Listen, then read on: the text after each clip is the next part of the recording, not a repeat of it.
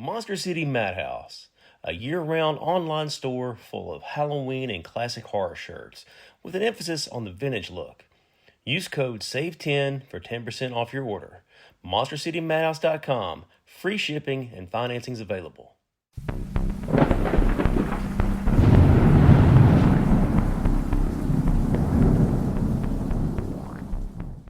Welcome back to Southern Ghost Stories.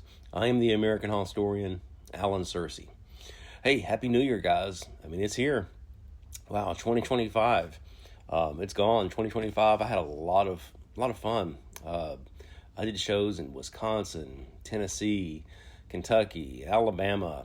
I was like Johnny Cash. I was everywhere, man. But 2026. I'm looking forward to 2026 too. I got more books rolling out, and of course, got some other things I've been working on, some scripts, some TV stuff. We'll see what happens.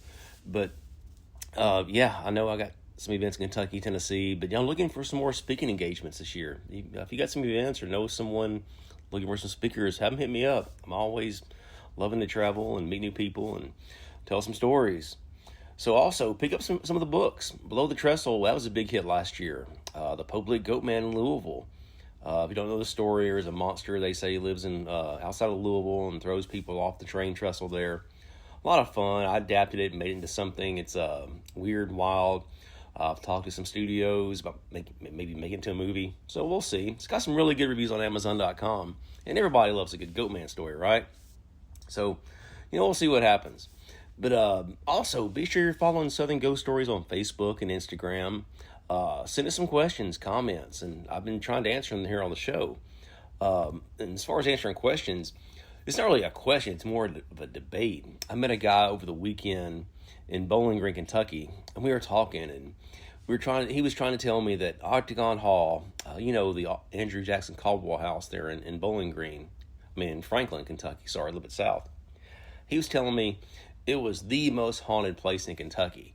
And it got me thinking, what is the most haunted place in Kentucky? Octagon Hall's got a lot of history, and I had my own experience there at the house. I was visiting the home. I was talking to the caretaker in the dining room, and all of a sudden I see like this gray figure kind of just dart across the room out of the corner of my eye. And so I turned my head and looked, and I guess the director there, he saw me turn abruptly, and he saw my facial features, and he said, "What's going on, man? Are you okay?" I said, "Well, I saw something gray just kind of shift over here." And he's like, "Well, that stuff just happens all the time." And there's hundreds, if not thousands, of accounts of weird things happening in that old house there in Franklin, Kentucky. It was a hospital during the Civil War, for both sides, the Union and the Confederates. And, and the rebels, they wore gray. So maybe I saw a rebel soldier, who knows? But all kinds of experiences. They've seen people on the stairs, in the basement. I got a really good friend of mine saw something in the basement, picked up AVP in the basement. So it's there are some ghost stories there at Octagon Hall. So, but it really got me thinking, talking to this gentleman, what is the most haunted place in Kentucky? So I know my good friend Eric Freeman Sims, host of the Unseen Paranormal podcast. He owns the Night House in Hopkinsville, and he's had a lot of weird things happen there. He's told me some stories, and I'm sure he's probably mentioned them on his podcast. I know the Seelbach Hotel in Louisville. That's where the Lady in Blue is. They've seen her, and weird things happen there. So, but for me, when I think the most haunted place in Louisville, or Kentucky, it is in Louisville. It's Waverly Hills Sanitarium. So if you know the story there, it was an old tuberculosis hospital. So, thousands of people in the early 20th century, they go to be treated for consumption, tuberculosis. And I think most of them didn't come out. So I have a book, Southern Ghost Stories Louisville. Yeah, please check it out, and all kinds of wild, weird stuff in there. But I was up there, I think it was 2021, maybe in 2020, I can't remember when I was up there. But anyway, I was up there taking a tour, researching for the book, and I was walking down the corridors. And if you know about Waverly Hills, it was a tuberculosis hospital, and how they treated tuberculosis at the time, it was with open air, lots of air. So all the rooms are kind of like open. There's a lot of light. So I believe I was in there in the summertime. I was walking down the hallway, and I looked back behind me, and there's a lot of open air rooms. Well, if there's like maybe 7 or 8 rooms in this one row, one of the rooms in that row, it suddenly just turns jet black, like there was an eclipse, but only in one room. The other rooms have light beside it. So that really caught my attention. I turned around. I got the attention of a guide. I said, "Hey, do you see that back there?" And by the time that I got her attention, the room, it went back to being light again. So the eclipse was over. So, but she said, "Look, honey, weird things happen here all the time. I can't really explain it." Well, I called up a friend of mine who had worked there for several years. He was a staff member, volunteer, whatever he did, tour guide. Very knowledgeable guy, Ernie Pack. And he and I talked, and I said, "Look, I was touring Waverly Hills. I looked back behind me, and one of the rooms had an eclipse. It went jet black." And he said, "Oh, well, it's funny you say that. There was something that they refer to at Waverly. They call it Big Black. It overtakes rooms. It also overtakes people."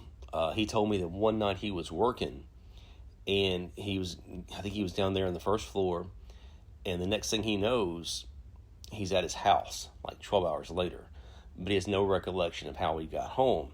So overtakes rooms, overtakes people. That big black entity, shadow figure, force, whatever it is, it took a hold of him, and he lost like 12 hours, 14 hours, whatever it was. He told me. I think I wrote about it in the book.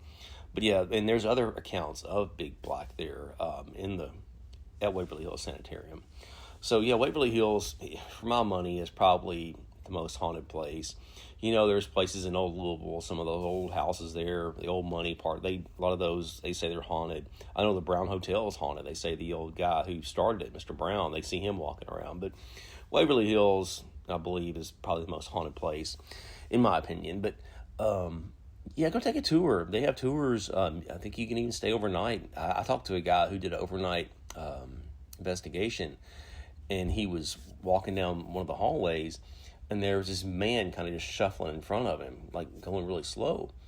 And he thought he was part of one of the people who was part of the investigation that night. And he was like, "Hey, bud, can I get around you?" I forgot what he said.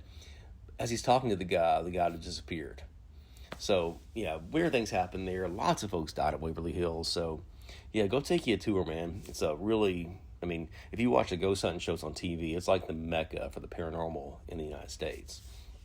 So, the holidays are over for the most part.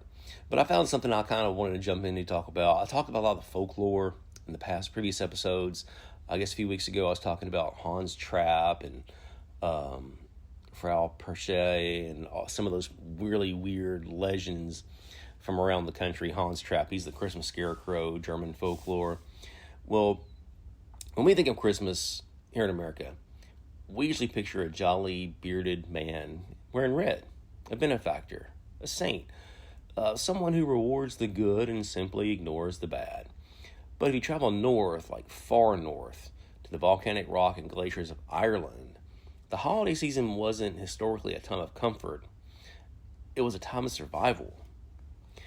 In the long darkness of the Icelandic winter, Santa Claus doesn't visit you. Instead, you are besieged. For 13 nights leading up to Christmas, the mountains empty out. Down the slope come 13 brothers. They aren't elves, they're trolls. They're thieves, and they are hungry. So today we're going to peel back to the modern sanitized wrapper of the holidays to look at the original Yule Lads. They have an Icelandic name that I won't even try to pronounce, but it's a terrifying folklore. So to understand the lads, you have to understand their mother. Her name was Grýla. And Grýla, she's not a holiday figure. She's a monster of antiquity, mentioned in Icelandic sagas as far back as the 13th century.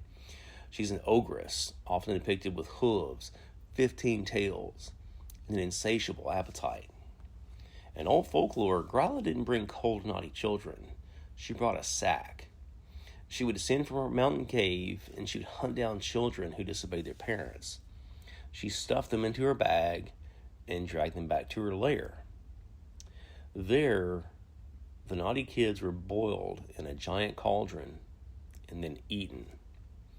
So Grýla, according to the legend, she lives with her husband, Lepaloo, and he is described as a lazy, beaten down, utterly useless, a troll who does little but hide in his wife's terrifying shadow. And living with them is the Yule cat. It's also got a crazy Icelandic name that I'm not even going to try to pronounce. And it's not a cuddly pet. It's a giant beast that prowls the snowy countryside, eating anyone who hasn't received a new piece of clothing for Christmas. So I know when I was a kid, I always hated getting clothes. I wanted toys. But if I know there's a Yule cat out there waiting on me, I'd be happy if I got a new sweater. Well, historically, this was a grim enforcer of labor. It ensured that everyone in the household finished processing the autumn wool before the holidays.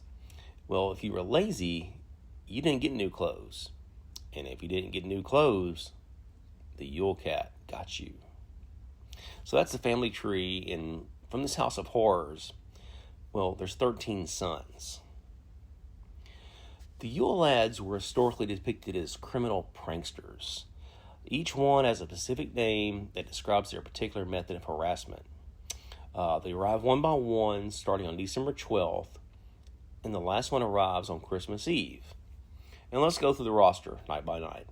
And I'm going to spare you. They have these crazy long Icelandic names that I wouldn't even try to pronounce. So I'll just give you their English Americanized version of the name. So the sheepcoat clod, he arrives December 12th. He's the first to arrive. He is stiff-legged, likely due to rheumatism, so he walks with a wooden peg leg. And his target is the sheep shed you'd have behind your home. He harasses the sheep, and he tries to suckle milk from them directly. And he is the sign that the invasion has begun.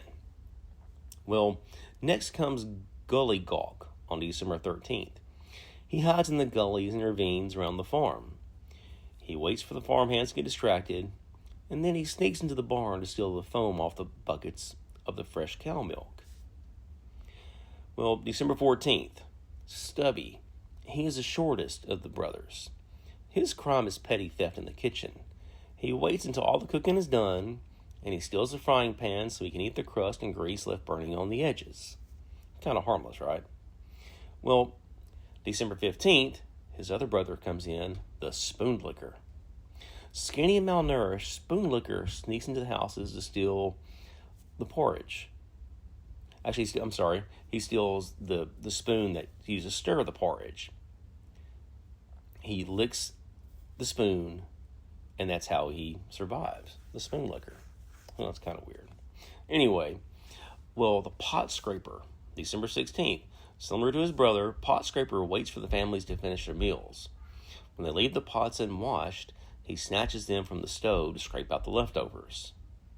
Well, the next day, the Bowl Licker comes to your farm.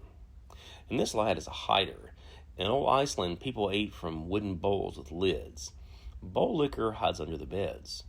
When someone puts their bowl down on the floor, as was custom in the small houses there, he reaches out from the darkness and he snatches it. Well, December 18th, you get the Door Slammer. And he's probably the most annoying of the bunch. Door Slammer doesn't steal food. He steals sleep. He waits until everyone has drifted off in the dark winter night, and then bam, he slams the door and he wakes you up. He loves the sound of creaking hinges and banging wood.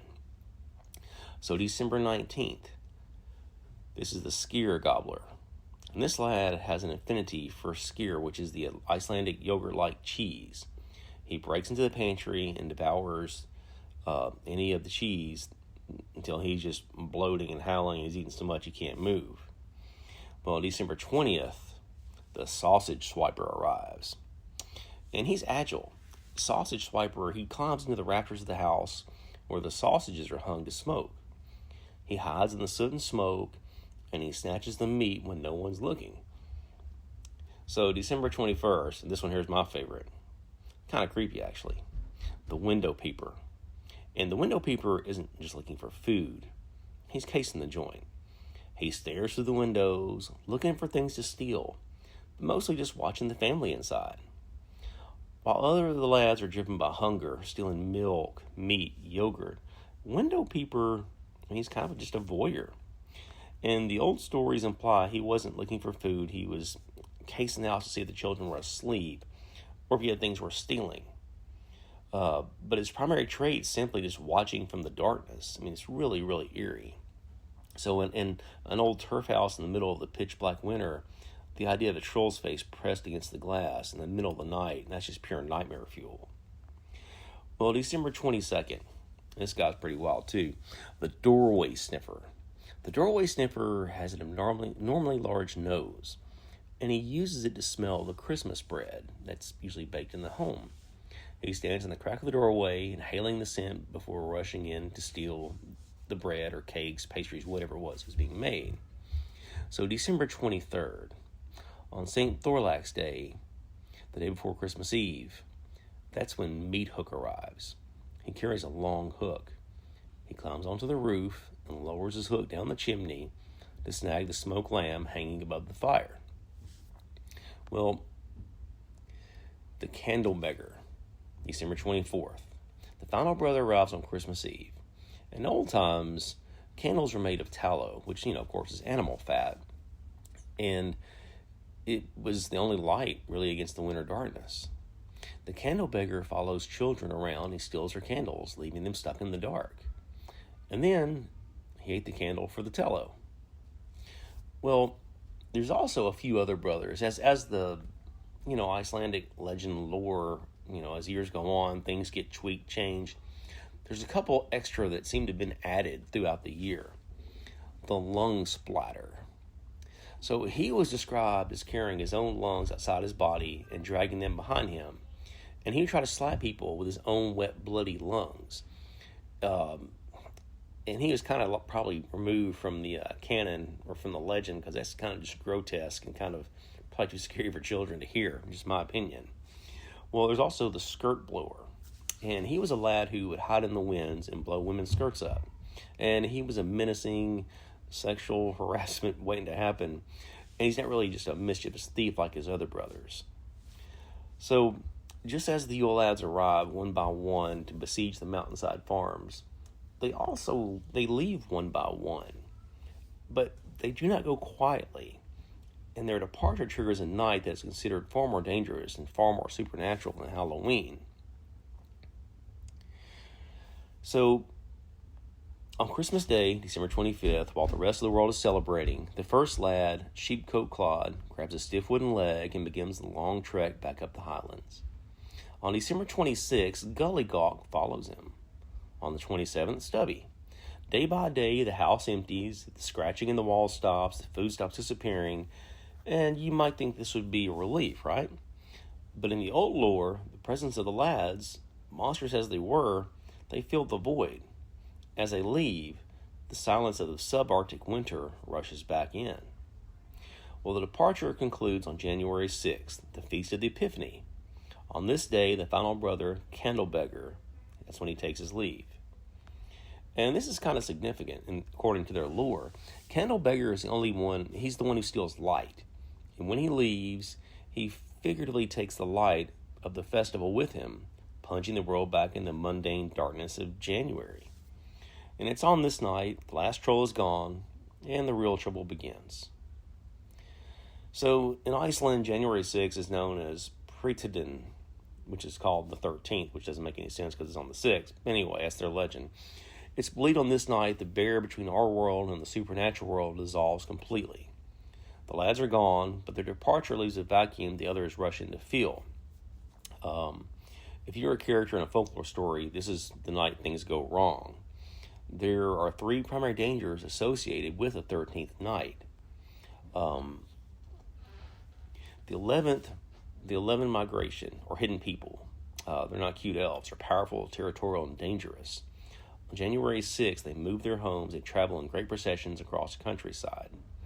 The folklore warns that you should never sit at a crossroads on this night. If you do, those elves will pass you. They'll stop. They'll offer you gold, jewels, and food. They'll whisper promises of power, success. If you accept a single crumb from them, you'll be driven mad. You'll wander off into the rocks and never be seen again. If you stay silent, completely silent, until the sun rises, the elves vanish, and the gold they leave behind, it's all yours. But few usually have the will to resist. So the second thing on this night, the skin changers. Well, that night, the seals come ashore on the rocky beaches. They strip off their seal skins and walk on two legs as humans. They dance on the beaches to celebrate the new year. But woe to the human who steals a seal skin while they dance. You trap the creature in human form, binding them to you in marriage that always ends in tragedy. Well, the third event, the speaking cows. And this is the most eerie and perhaps the most famous of all the January 6th superstitions. It's said that at midnight on the 13th, cows in the barn gain the power of human speech. They can prophesy the future. They can tell secrets. But the rule is you must never listen. Listening to a cow on the 13th night, it breaks the human mind. It's forbidden knowledge. It's glitching the reality of the farm. And there's a famous folk tale kind of pertains to this. It's on a remote farm. There's a farmhand. Let's call him John. And he was skeptical of the old superstitions. He was young, arrogant, and tired of being told what to do. So on the night of January 6th, the master of the house ordered everyone to stay inside the main house. Bolt the doors. Do not go near the animals. Well, John, he's a young man. He sneaks out. He wanted to prove a point. He wanted to hear the future. He walked across the frozen yard. The snow crushed under his boots, and he entered the cow shed. It was warm inside. The smell of hay and manure. The cows were laying down, chewing cud. John hid in the corner, waiting for midnight. He waited, silence, just chewing. Well, that night, when the clock struck midnight, the chewing stopped. One of the cows slowly turned its head to the corner where John was hiding, but it didn't look like a cow anymore. The eyes were too aware. The cow opened its mouth, and it didn't moo. It spoke in a dry, rasping human voice. Obviously, it wasn't in English, but I'll go ahead and translate. Soon, John will lie in his coffin. So John screamed. He scrambled back. He fell over some milk pails, tearing to the door to get out. He ran back to the farmhouse, pounded on the door. He raising his voice, "Please let me in." Well, gets back inside, he gets in bed. The next morning, John was dead. The cause wasn't physical, it was sheer terror. He had heard the world speak in a way it wasn't supposed to, and his heart stopped. So, man, there's the Yule Lads, they're gone on January 6th, take their mischief, their theft, and, they're really not the worst of the terrors that happened on that night, Iceland. Iceland folklore, it's pretty terrifying. I mean, it's kind of silly and goofy. It's like the seven dwarves come visit you, but there's 12 of them, I guess 13, 14, according to the lore. But I don't know, man. I love this kind of stuff, and I hate Christmas is gone. The holidays are over, but I guess we got, Valentine's Day next. But anyway, be sure to subscribe to the podcast. Leave us a review. Those are so helpful. Follow Southern Ghost Stories on Facebook, Instagram. Send us some questions, and I'll try to answer them on the show. Check out some of the books. Below the Trestle, Hexed. And those books, all my books, they're free to read on Kindle Unlimited. And also, they're available on Audible as well. If you have the Audible, there's a free plan on Audible as well. Yeah, check them all out. Hope you enjoy them. Leave some reviews. You never know. You might see them on the big screen one day. But anyway, thanks for listening, guys. I'll see you guys soon. Check out the exclusive shirts from Monster City Madhouse, Gravestone, Rocktober, and Val Halloween. All that and much more at MonsterCityMadhouse.com.